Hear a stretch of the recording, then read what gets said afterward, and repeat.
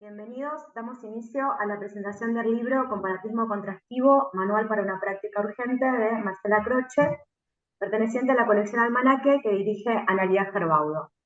Siempre es una gran alegría llegar a esta instancia de la presentación de un libro de Vera, y a mí me da también una cuestión muy particular con este texto que propone un modo distinto de mirar Latinoamérica desde esto que nos va a contar Marcela en conversación con Mónica Velázquez Guzmán sobre esta forma de pensar y de pensar Latinoamérica a contrapelo de cómo se lo ha pensado desde el comparatismo.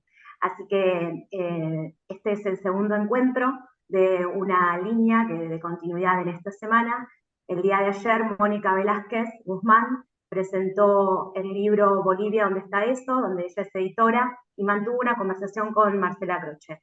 Hoy está al revés, vamos a estar entonces hablando sobre este texto, tengo mucha expectativa, y antes de presentarlas quería decirles que nuestros libros de Vera están accesibles en la web, en la página www.fugunl.edu.ar /Vera Cartonera. Allí se los pueden descargar.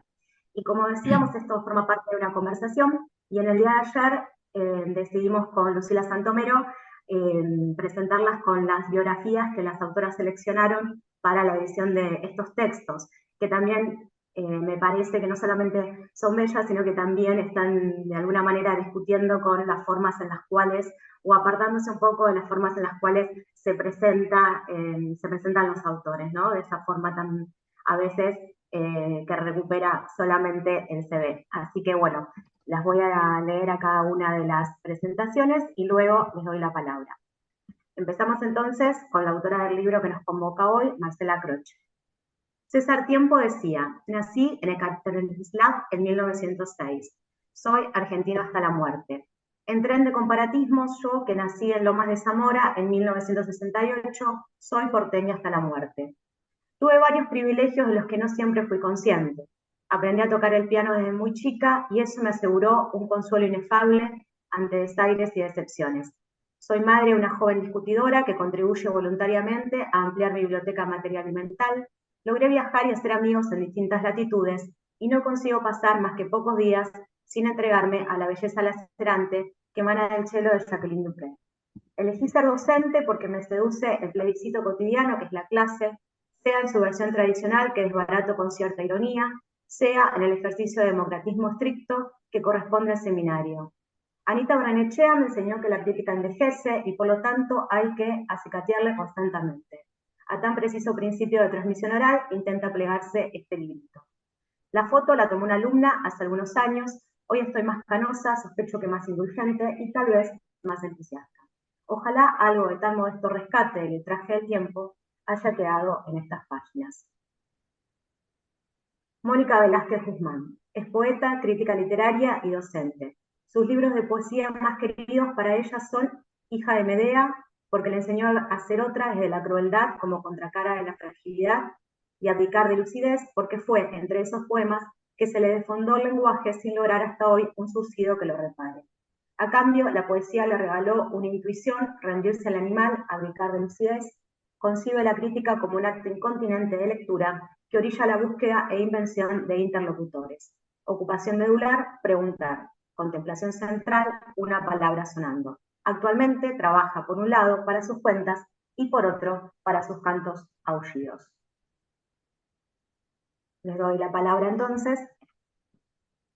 Gracias, Daniela, y agradecemos a Analía Gerbaudo y todo el equipo de Vera Cartonera, no solo por hacernos esos libros preciosos y arroparnos durante todo el proceso, sino también por provocar estos diálogos, encuentros que uno los continúa después mentalmente o por WhatsApp, si es más afortunado.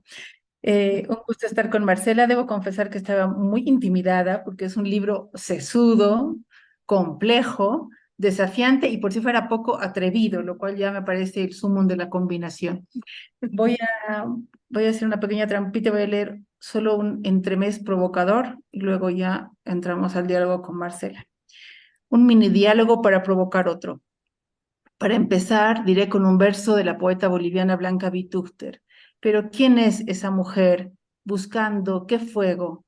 Es que no busca fuego, busca agua. El mar ex boliviano, pero ¿qué dices? Claro que no, si es Argentina. Otra vez con las naciones, pero ¿qué dijimos ayer nomás? Bueno, entonces, ¿por qué busca agua? ¿La sequía global? Podría ser, pero su asunto es mental vital. Quiere un pensamiento con la forma de las aguas para andar por ríos continentales hasta humedecer toda la tierra latinoamericana. Pero eso se le irá de las manos, o no sabe que el agua asume la forma de donde la encierran. Ese pensar acabará en errancia. Pareces académico clásico. Escucha lo que les dice, pues es consciente de recibir, cito, una condena asimétrica por parte del gregarismo académico que resiente los cambios como ataques y las revisiones de dominios a modo de intervenciones lesivas. Ya veo por dónde te interesó la búsqueda, nada sin interés. Sabe los riesgos entonces, sabe.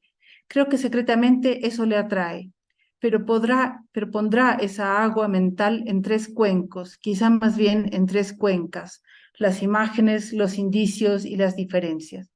Al fin y al cabo, el agua también sabe que puede amoldarse a varios cuerpos y que algo fluido y circunstancial seguirá más allá de lo que intente detener cada recipiente, ¿no?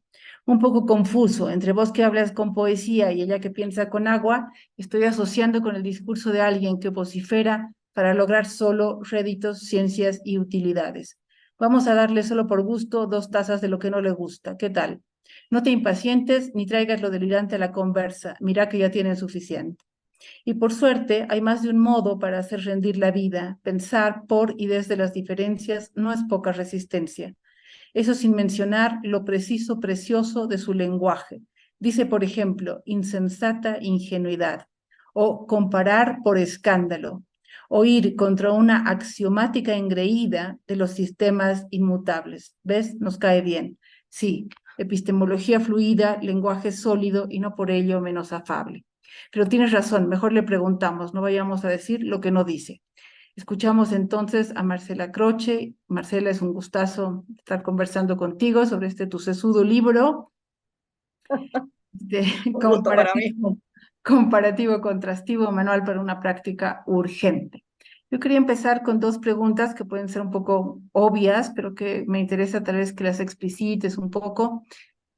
¿Por qué la preocupación por una metodología estructurada y común en los estudios de comparatismo que propones en Latinoamérica, ¿no? Tú hablas de que de pronto hay muchas antologías, muchos estudios que se reúnen, pero falta, dices tú, un trabajo metodológico sistemático. Y luego, me parece que muy pegado a eso está la propuesta tuya de producir un pensamiento teórico propio para leernos mejor y más complejamente. ¿Es esa la urgencia también de la que hablas en el subtítulo del libro? Sí, podría ser. En realidad, lo primero en lo que yo pensé es que, o lo primero que advertí, es que en América Latina tenemos conceptos, hay conceptos guías que incluso ya son como clásicos, digamos, transculturación, heterogeneidad, ¿no? Pero lo que nos sigue faltando todavía es un método. Primero, porque nos falta un método en las humanidades en general. Después, porque en términos latinoamericanos lo que solemos hacer es copiar métodos externos y pretender que esos métodos sirvan para realidades que no son las mismas para las cuales fueron pensados. Entonces, me parecía que, en principio, podríamos proponer un ajuste de los métodos que existen, pero por otra parte, que ya no podemos pensar más en términos de disciplinas individuales, que no se puede hacer un estudio de la literatura sin acudir a cuestiones de filosofía, de artes, de antropología. Entonces me parecía que había que pensar un método común a todas las humanidades.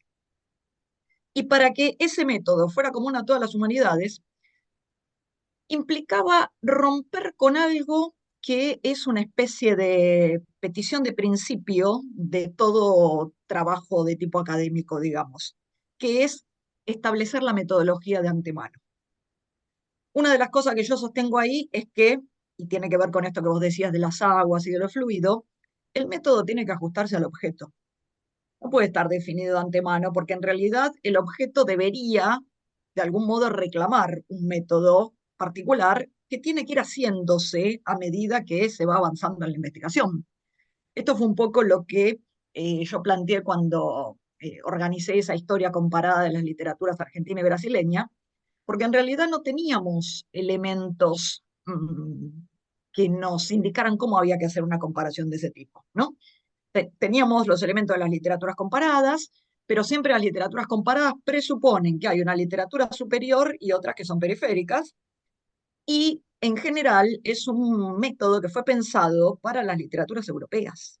Entonces lo que teníamos que hacer era de algún modo pensar una alternativa que no implicara quedar sujetos de ese método que piensa en centro y periferia, y al mismo tiempo proponer una homologación en cuestión jerárquica, digamos, de todos los países latinoamericanos. No una homologación que implique que no tienen diferencias, porque más bien al contrario, yo me he pronunciado varias veces contra esta idea de la subalternidad, porque parece que los subalternos somos todos iguales. Y da lo mismo si uno nació en la India, en Sudáfrica, en Bolivia o en el lugar que a uno se le ocurra, ¿no? En Laponia, entonces somos todos iguales porque finalmente somos todos subalternos, ¿no? Bueno, este era el punto de partida, digamos. Y cuando estaba pensando estas cosas, apareció en mis manos un libro que conocí porque en realidad tenía una doctoranda que estaba trabajando sobre literatura del Río, ¿no?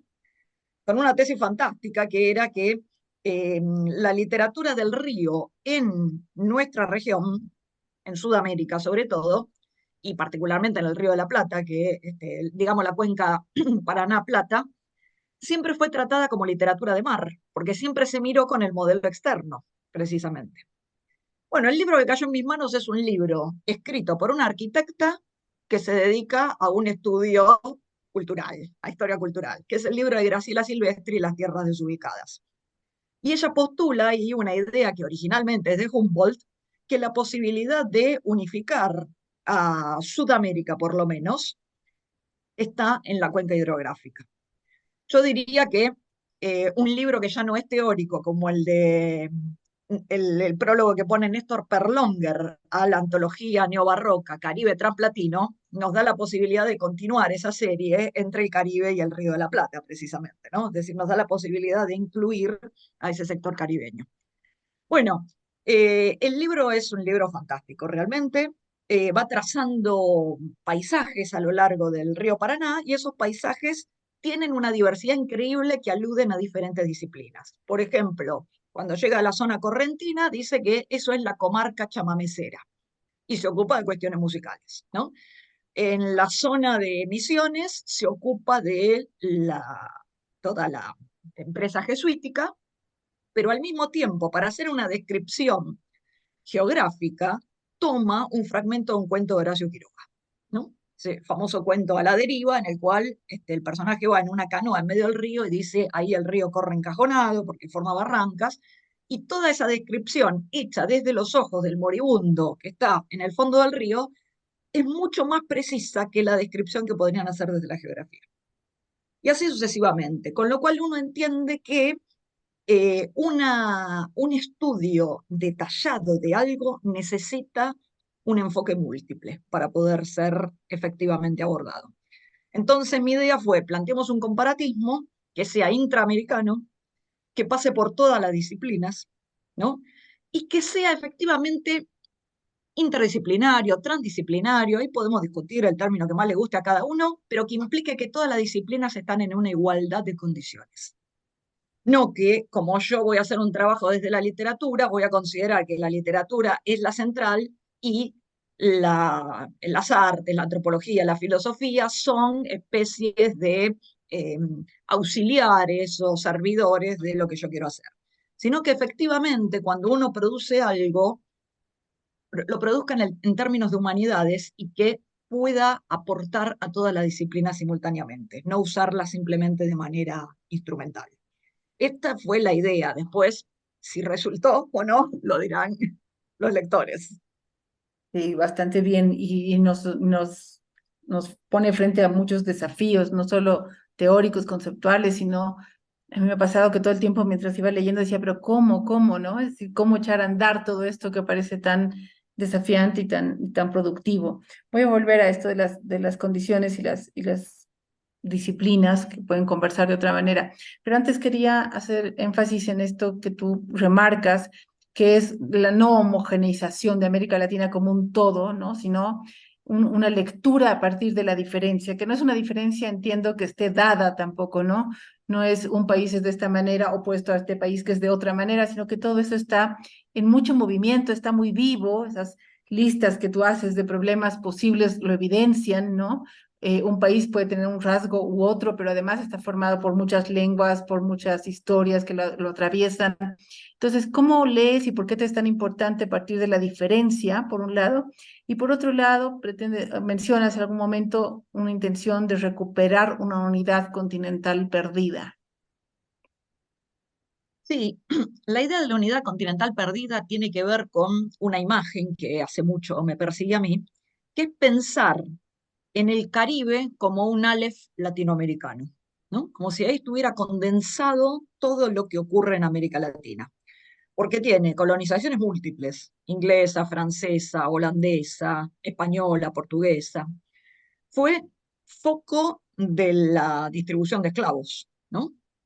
Es decir, ahí empiezan a llegar los contingentes negros que no son un fenómeno propio de América, sino que también son una consecuencia de la conquista y empiezan a formar parte de la cultura americana también, ¿no?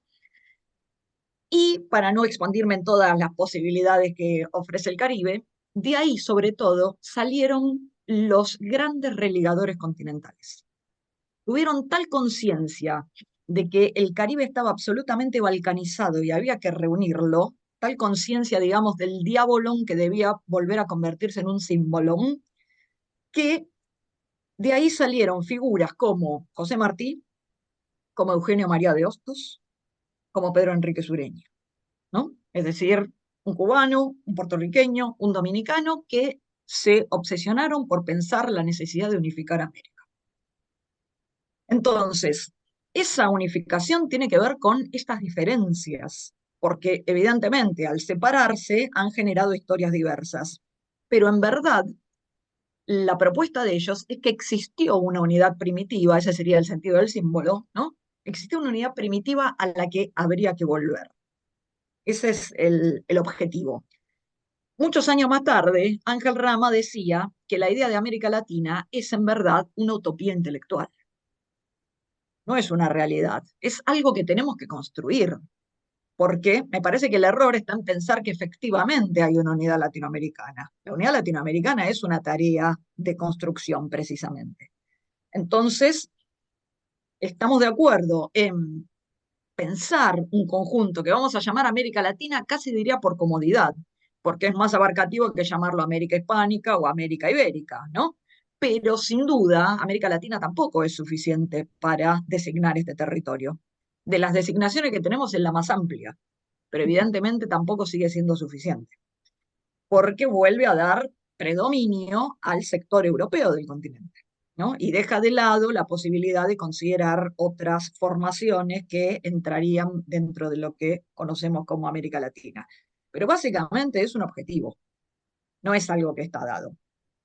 Porque si no, tendría que pensar, que es uno de los problemas que tiene hoy la disciplina que podríamos llamar estudios latinoamericanos, la dimensión que sea, ¿no? Historia latinoamericana, literatura latinoamericana, o lo que uno quiera, arte latinoamericano, tendría que pensar que efectivamente se trata de una adición de naciones y nada más. Termina siendo eso, ¿no? Es más, cuando uno arma un programa de literatura, voy a poner como ejemplo porque yo me dedico a eso, siempre trata de equilibrar y poner alguno de cada nación, ¿no? Que haya una representatividad diferente, en fin, esto no es un objeto latinoamericano.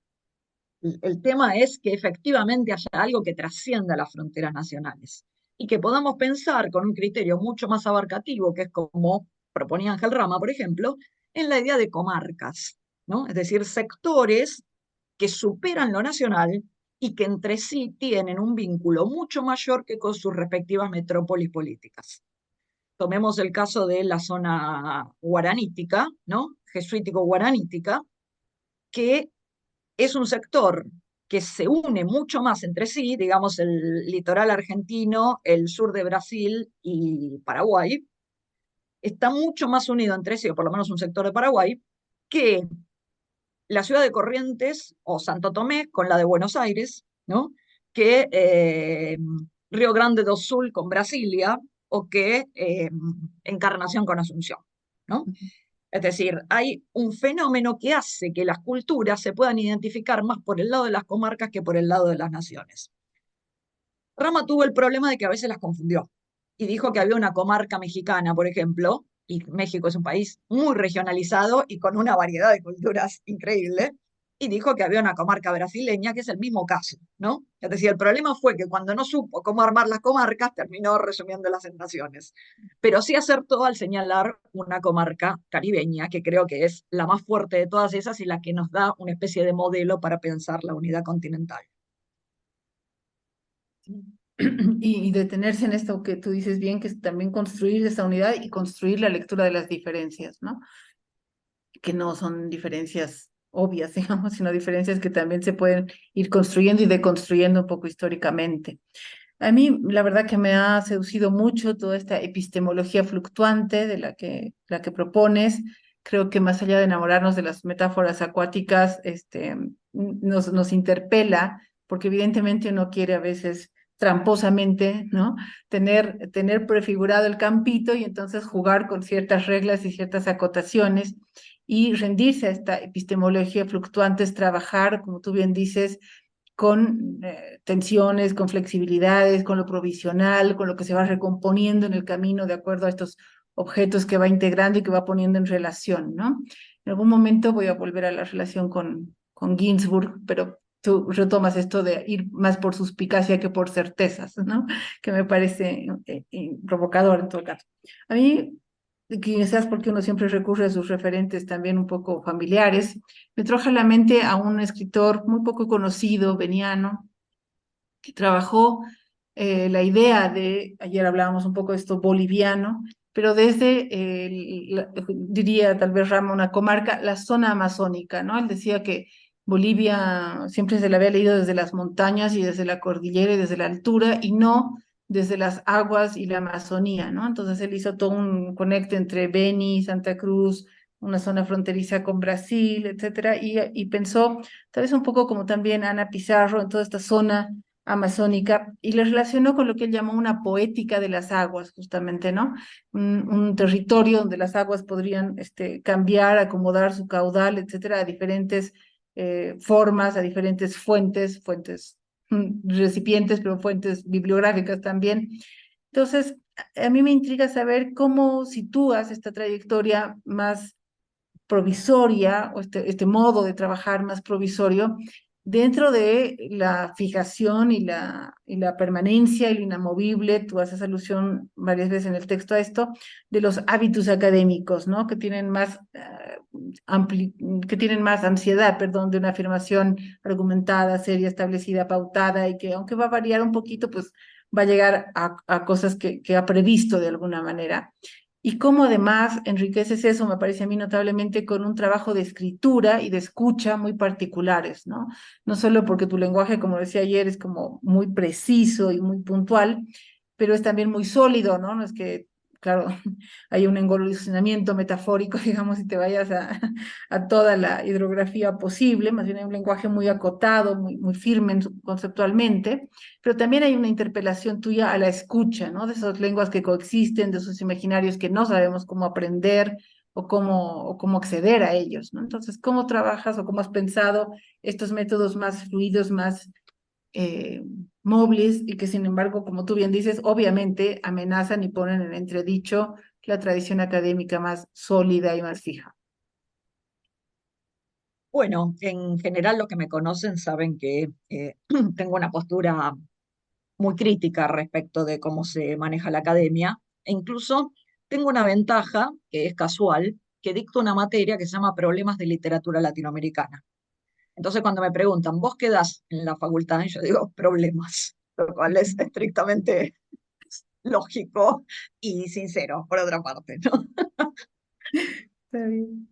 Eh, Sí, yo creo que nuestras instituciones todavía siguen pensando, a pesar de que se pliegan a todas las modas posibles, aplauden el postcolonialismo, como antes aplaudieron el estructuralismo y así sucesivamente, siguen pensando en términos demasiado colonialistas para mi gusto, ¿no? Es decir, siguen pensando en la idea de que hay espacios centrales y periféricos, lo que no está mal, porque es cierto que hay espacios centrales y periféricos, pero hacen una relación demasiado directa, una proporcionalidad directa entre la centralidad política y la centralidad académica o la centralidad de pensamiento, ¿no? Teórica.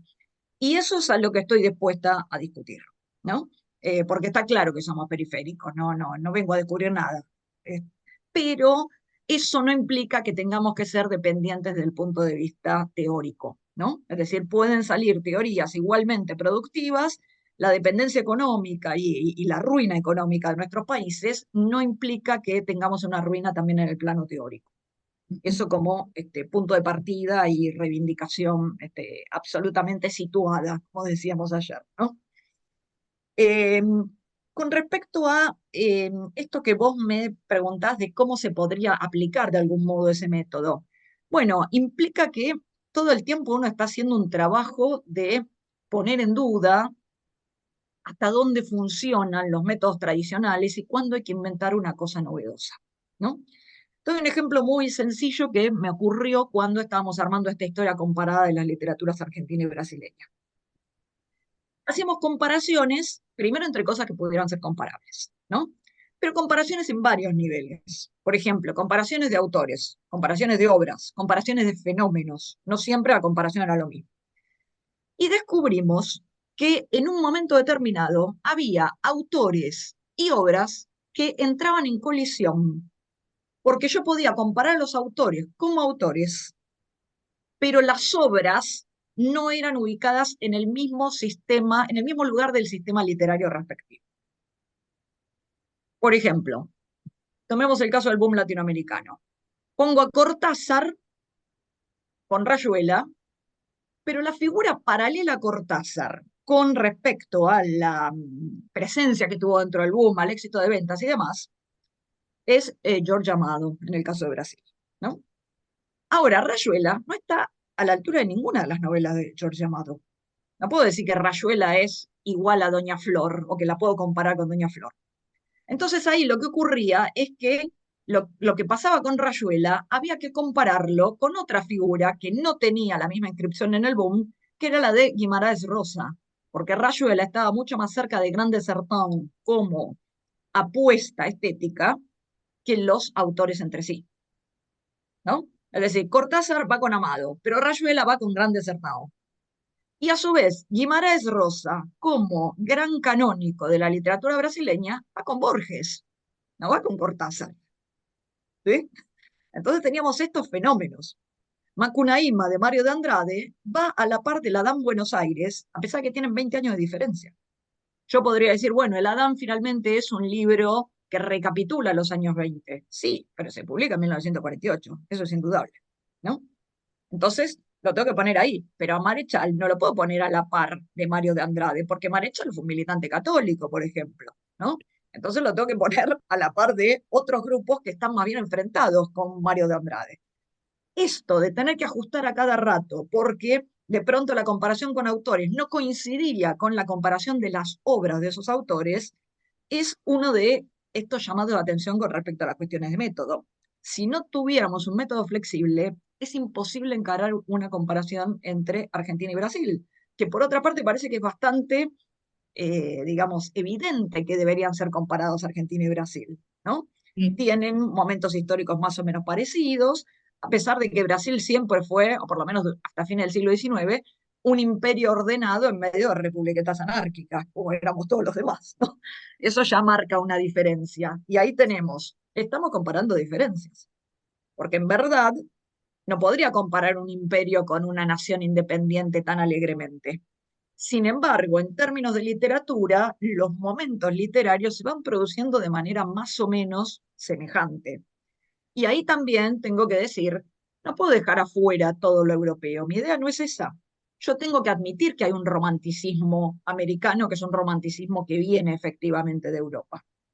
Pero al mismo tiempo, yo debo admitir que hay un barroco americano, y luego un neobarroco, y luego un neobarroso, y luego un neobarrocho, si queremos incluir también al Lemebel, que es mucho más americano que europeo, Claro. que tiene figuras como Sor Juana Inés de la Cruz, que no tienen ningún espacio europeo, ¿no? Es decir, efectivamente, ahí tengo la convicción de que el barroco es un fenómeno americano, que en tal caso impactó en Europa. Así como tengo la convicción de que el romanticismo es un fenómeno que corresponde al momento de formación de las naciones modernas en Europa, que impactó en América. Es decir, no siempre el centro y la periferia se definen de manera estática, ¿no? Sino que hay momentos históricos o fenómenos que obligan a rever estas ubicaciones. Entonces, necesariamente tengo que pensar en un método fluido. Y la idea fue trazar una comparación precisamente con los cursos de agua, sobre todo porque en términos histórico-geográficos también, los cursos de agua siempre quedaron relegados por las tierras y las tierras bajas quedaron relegadas por las tierras altas también, ¿no? Como comentábamos ayer, parece que las montañas tienen una prosapia indeclinable y las aguas no valen nada, ¿no?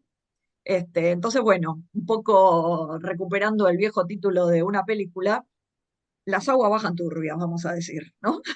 A ver qué es lo que se puede remover y cómo se van generando esas corrientes subterráneas que promueven los ríos, ¿no? También porque siempre se ha mirado más el mar que el río.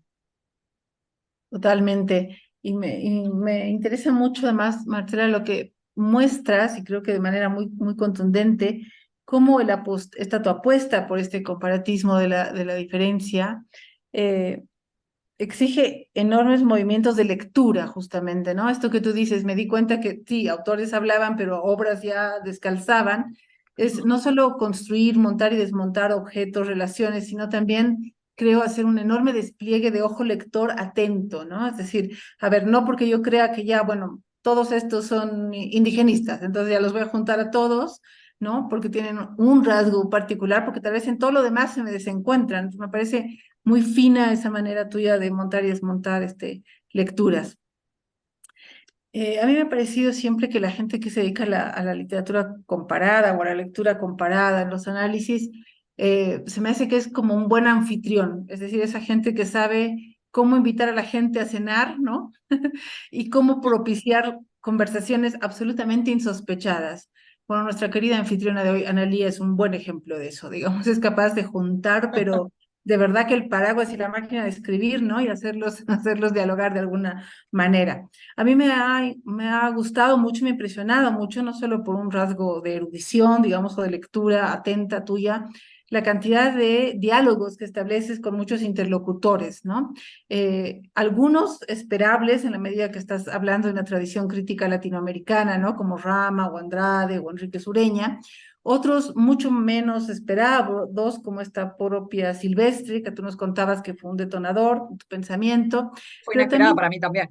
sí, un hallazgo, de esos que, ¿ves? De esos que te encuentras en una cena y te hacen pensar otras cosas. Y ya te detienes, creo, con dos interlocutores sin duda muy importantes, creo, para tu trabajo, Warburg, ¿no? Abby Warburg y Ginsburg. Después estaba pensando hacer un asunto de rima ahí, pero Warburg y Ginsburg te van a llevar a una cantidad de conversaciones muy densas y muy interesantes, me parece a mí. Me gustaría que nos contaras un poco qué te permitieron pensar estos escritores, estos autores, sobre todo porque Warburg te lleva como al hallazgo de estos paneles gigantes y sus imágenes también desmontables, ¿no? Y rearticulables, y Ginsburg te lleva un poco a los indicios, ¿no? Pero más allá de esas dos obviedades, digamos, ¿qué encontraste en ellos? Y a mí me tentaba recordar esta frase tan linda de Didi Uberman cuando analiza a Warburg, ¿no? De pensar cuál es la mesa de trabajo que sostenía todos esos paneles móviles. O sea, ¿qué es lo que está ahí que permite que lo demás sí se mueva, ¿no? Entonces, me parecía bonito preguntarte también cuál es tu mesa de trabajo que permite que los otros paneles se puedan mover.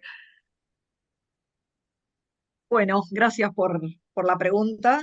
Eh, Mira, yo a mí me gusta mucho el arte. Empecé a leer mucha teoría de arte hace unos años.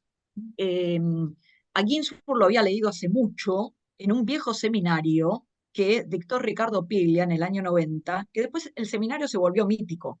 Entonces me da un poco de pudor decir que yo fui a ese seminario porque parece que me quiero adjudicar una condición de testigo de algo mítico, ¿no?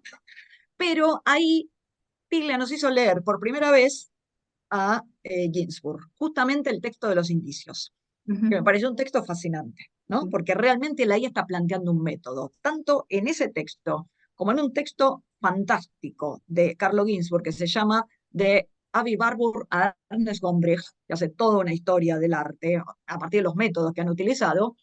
Él muestra cómo se puede utilizar este método y cuáles son los errores de utilización de un método así, por ejemplo, ¿no? A Ginsburg lo que lo ha obsesionado, que es algo que me obsesiona un poco a mí y que un poco trataba de justificar con estas comparaciones que refería de la historia comparada, es esa dialéctica entre morfología e historia, ¿no? Es decir, cuántas cosas se pueden sostener porque estamos comparando formas y cuántas cosas se pueden sostener porque uno va sumando datos históricos.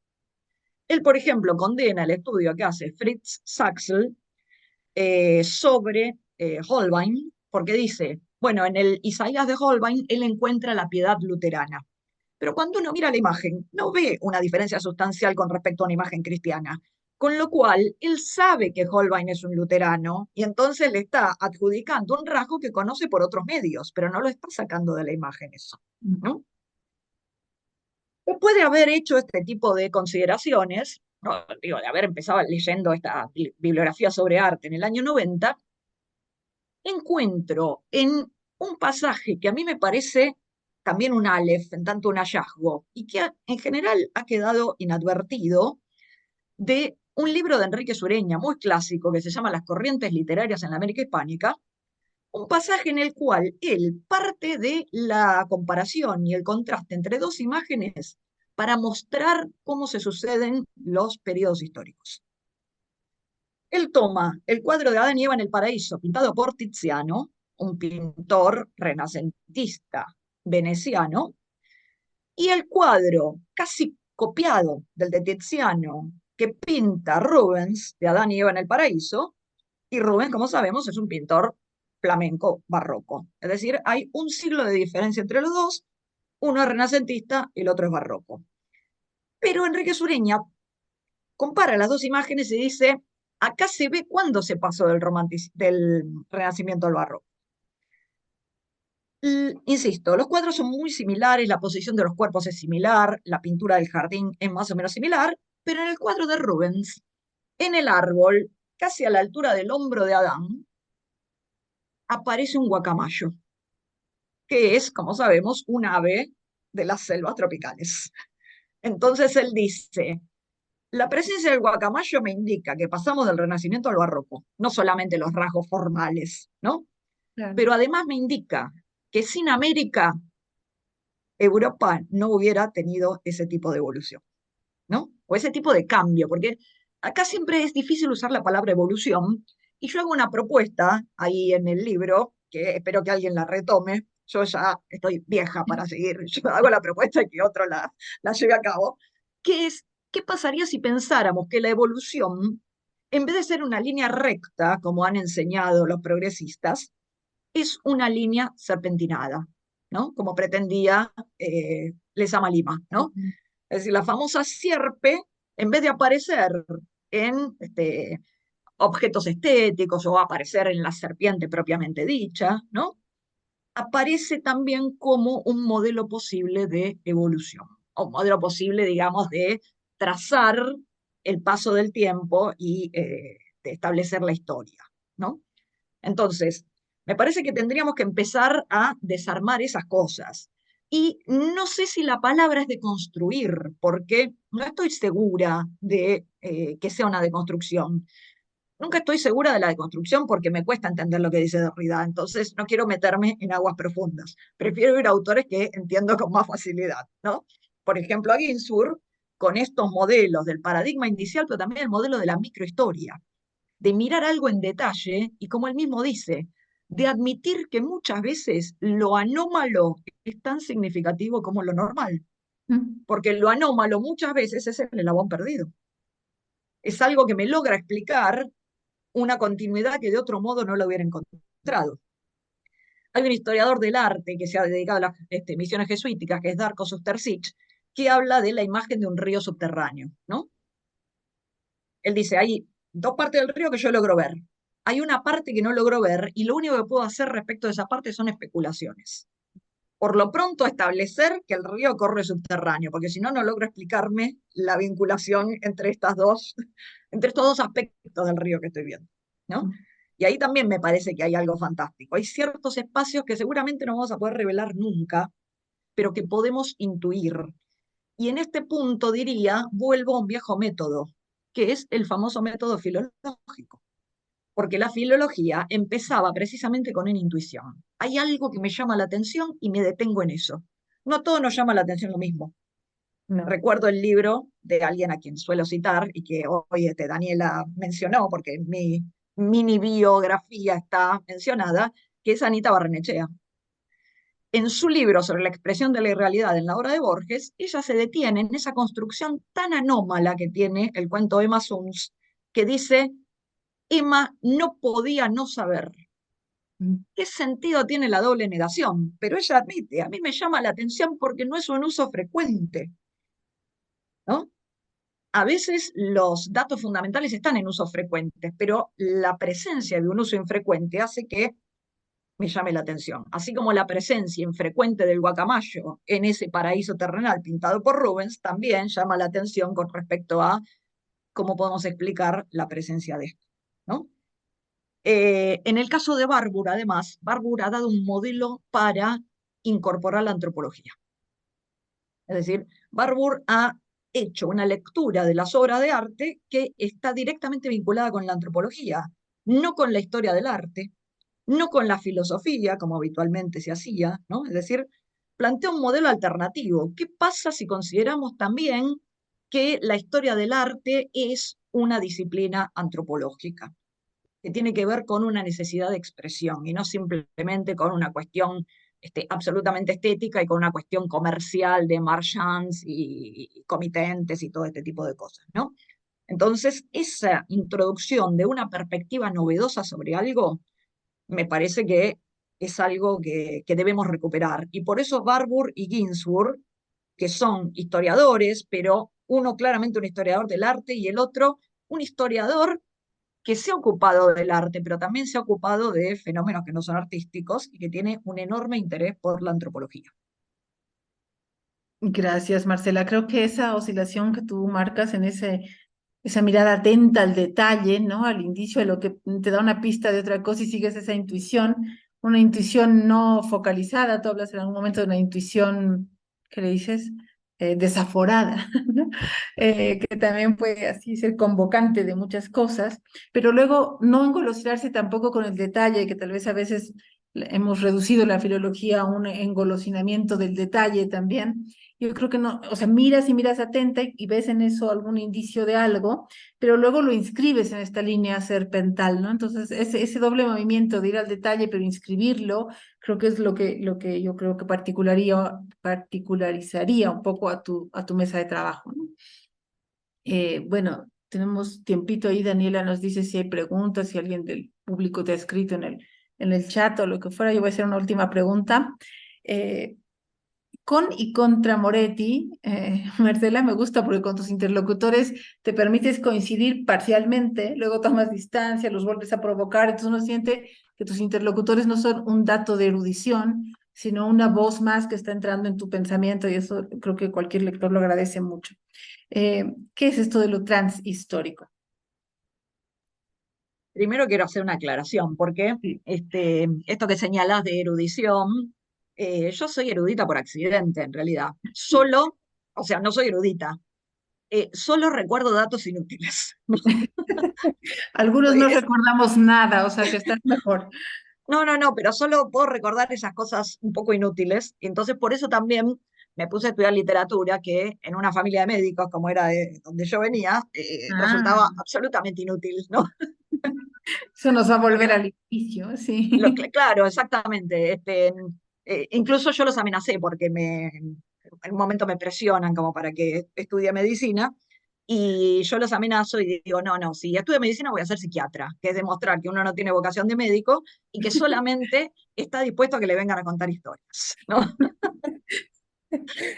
Eh, el tema Moretti. La verdad es que a mí Moretti, podría decirlo con una frase muy coloquial, no me convence ni medio, ¿no? Eh, Primero porque dentro de su sistema América Latina no existe, ¿no? Su sistema es de la novela occidental, pero América Latina queda absolutamente desdibujada. A veces pone algo de Brasil siempre a través de Roberto Schwartz, con lo que demuestra que lee cierta crítica muy ayornada, pero no lee directamente la literatura. Esas cosas que uno se da cuenta también cuando le entregan un trabajo, ¿no? Una monografía, se da cuenta qué cosas han leído y qué cosas no han leído, ¿no? Hace alguna referencia un poco perdida a algo y dice, bueno, escuchó que en ese texto debía aparecer tal cosa, pero evidentemente no lo leyó, ¿no? Entonces, el sistema de Moretti me parece que a nosotros latinoamericanos no nos sirve, realmente, porque ya tiene una especie de jerarquía de valores establecida.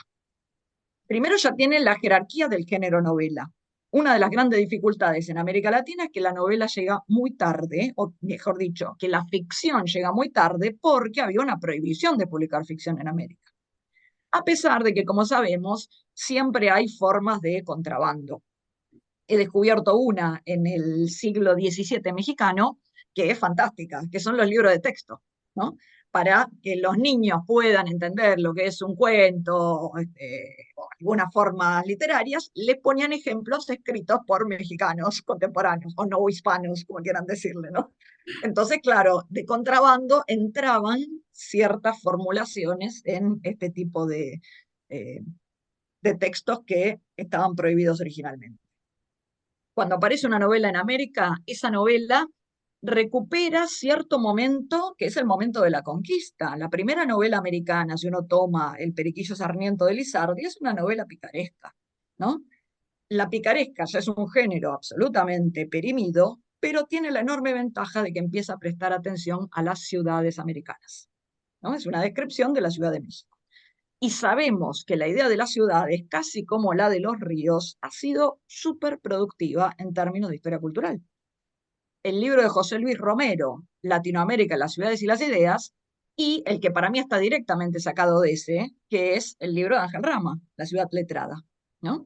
Es decir, pensar la ciudad, que es un fenómeno que ha estado modelado por los europeos, claramente, no porque no existieran ciudades antes, sino porque las que sobreviven son todas ciudades europeas, como una especie de conglomerado cultural.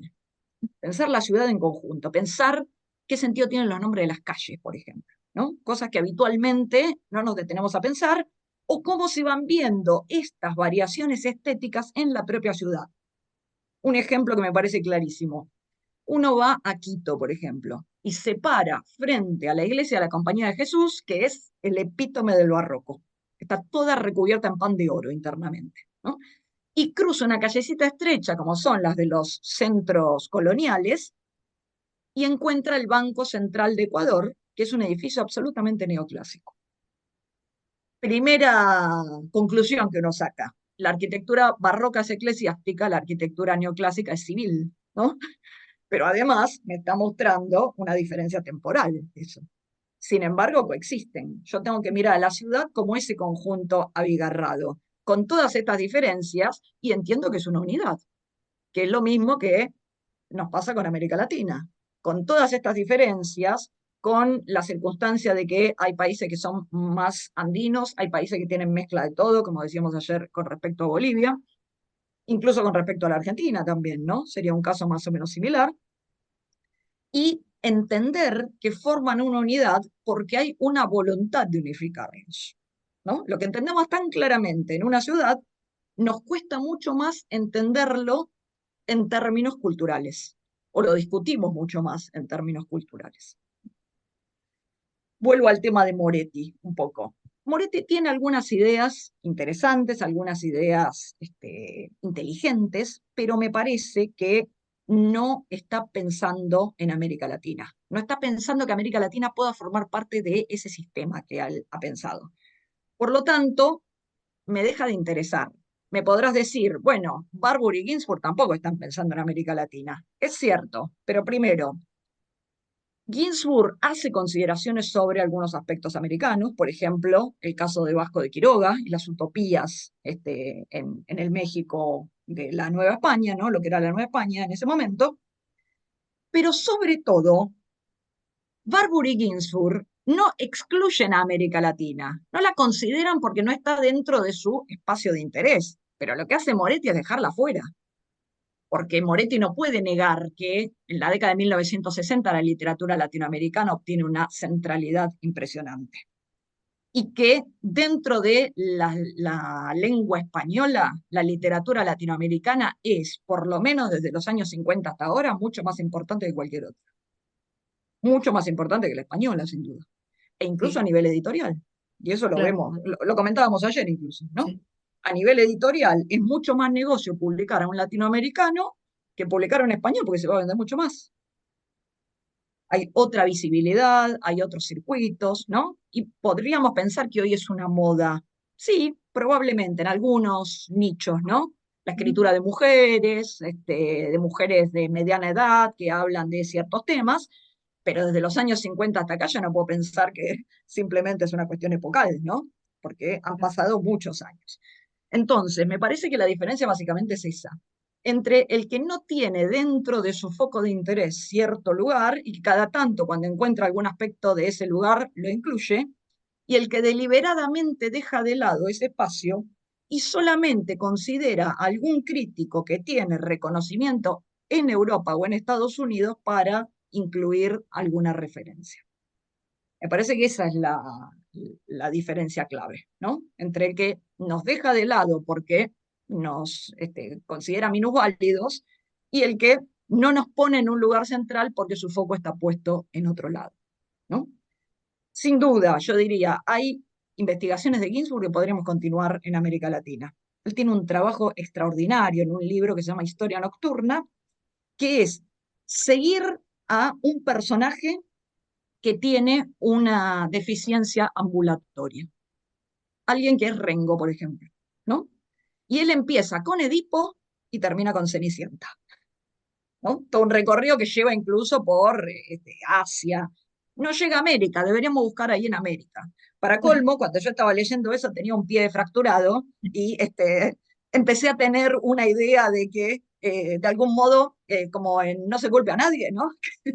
Se estaba produciendo una homologación entre lo que estaba leyendo y lo que era la realidad, ¿no? Pero algunos de esos trabajos deberían continuarse. Los trabajos sobre la utopía tienen que continuar en América Latina. No podemos dejar de lado a Vasco de Quiroga desde ya, pero no podemos dejar de lado una novela como Guaslala de Gioconda Belli, como Angosta de Héctor Abad Faciolince, ¿no? Como el Eternauta de Westergel, ¿no? Es decir, deberíamos pensar también qué posibilidad tienen de extenderse esos estudios que hacen estos eruditos, ellos sí, en muchas humanidades. Estos humanistas, como me gusta decir a mí, porque se dedican a las humanidades en sentido amplio. No establecen una jerarquía cuando una fuente es histórica, cuando es antropológica, cuando es artística, sino que las ponen todas a la par. Esto me parece que es un trabajo fantástico que yo no soy capaz de hacer, claramente, pero que necesitaríamos que alguien hiciera. Entonces, mi idea de armar un manual es tirar la primera piedra, si se quiere, ¿no? Y ver quién la recoge y quién está en condiciones de poder continuar con esto, si es que los convence el modelo, capaz que no los convence y nada más. Gracias, Marce. Perdón, parece Sí, que Analía dijo muchas cosas, este, así que queremos que las diga por acá.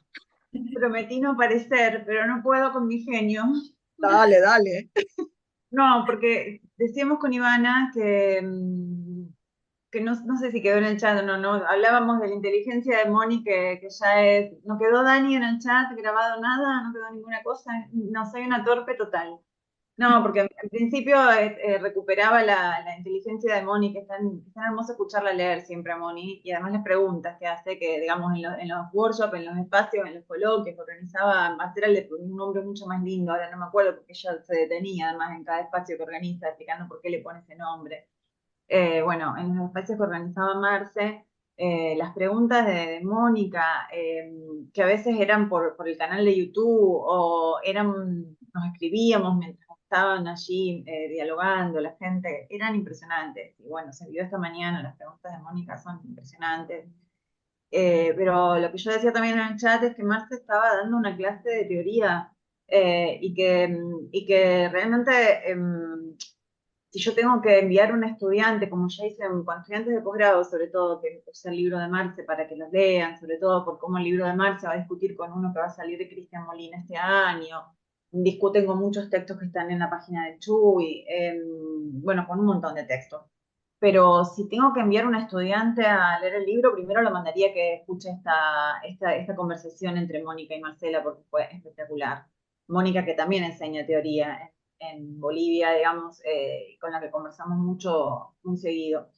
Y además lo que decía ahí también, que yo se lo quería decir a Dani Gauna y se lo decía a Marce, la otra Marce, que coordina el espacio de ediciones UNL. Yo a Dani lo que le ponía ahí, que quería comentarle, era cómo Marce tiene más allá de que lo que dijo ella, de que nos invita y todas esas cosas que ella dice, el modo en que ella despliega su erudición de manera simple, que hace tan didáctico lo que ella plantea, ¿no? Y lo conversábamos con Ivana por privado en el WhatsApp, porque muchas de las cosas que Marce trae aparecen en la tesis en escritura de Ivana. Entonces yo le decía, Marce tiene que ser tu jurado de tesis, bueno, no es serio que yo lo diga así, pero realmente es impresionante porque doy fe porque yo edité ese libro en un momento por diferentes cuestiones, interrumpí la edición, la siguió Ivana, pero después lo retomé y lo leí. Y sin embargo escucho la clase esta, porque fue una clase, y digo, tengo que volver a leer el libro, porque entendí el cuarto, digamos. Así que gracias a las dos por la clase de teoría que se acaban de mandar. Y prometo que me callo, pero no me aguanté. Cuando vi en el chat que decía mensaje directo a Marce que coordina nomás la página, dije, bueno, total, no voy a aparecer al principio y al final, quedo ahí perdida en el medio de la clase y no quería no comentar esto. No, gracias a vos por la invitación. Quería comentar de paso que a fin de año me escribieron de la Universidad Ricardo Palma de Perú diciendo que los alumnos estaban leyendo este libro. O sea que la cartonera llega a lugares insólitos, ¿no? Digo insólitos porque uno no supone que desde Perú andan leyendo estas cosas, ¿no? Pero bueno, me alegró mucho saber que te lo iba a mandar, pero sabía que vos, me enteré muy a fin de año y que vos a fin de año ya no, no contestás mensajes. Y me pareció que está bárbaro que una empresa como esta, una empresa que es casi artesanal, pero que, como dije ayer, da unos libros preciosos que ojalá las editoriales comerciales produjeran libros tan lindos como estos y libros tan útiles como estos. ¿No? No hablo por el mío, lógicamente, pero sí por los otros. Me parece que es un trabajo extraordinario y como subrayé ayer también, que esto se haga desde el Estado, ¿no? Me parece fundamental y, bueno, obviamente hago rezos laicos para que siga. A mí me parece el mejor modo de contestar algunas políticas del presente, seguir con el trabajo que hacemos, que es un trabajo de extensión, que es un trabajo que en papel, cuando podamos de nuevo comprar papel, se le compra el cartón al MTE, digamos, y yo creo que acá tanto Ivana, Santi Venturini, que está ahí también, que trabaja tanto por la cartonera, la Dani Gauna, que además fue quien inició a todo el mundo en saber hacer los libros en papel, que es algo que no sabíamos cuando la Dani no estaba en los talleres, no se hacían los talleres porque no sabíamos qué hacer. Bueno, pero digo, sin falsa modestia, todos estamos muy, muy orgullosos de ese trabajo y de esa discusión.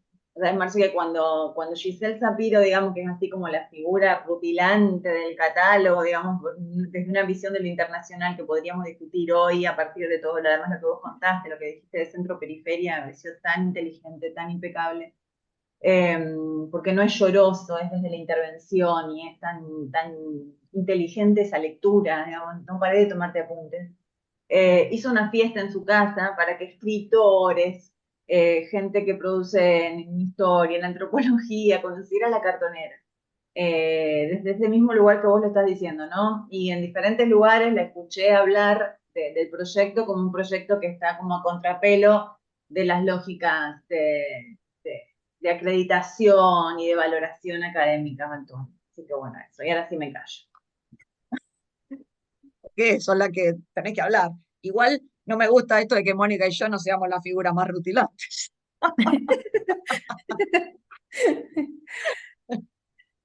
Vos viste que desde tu humor siempre llevas las cosas para poder hacer esos chistes que solo a vos se te ocurren. Que son maravillosos.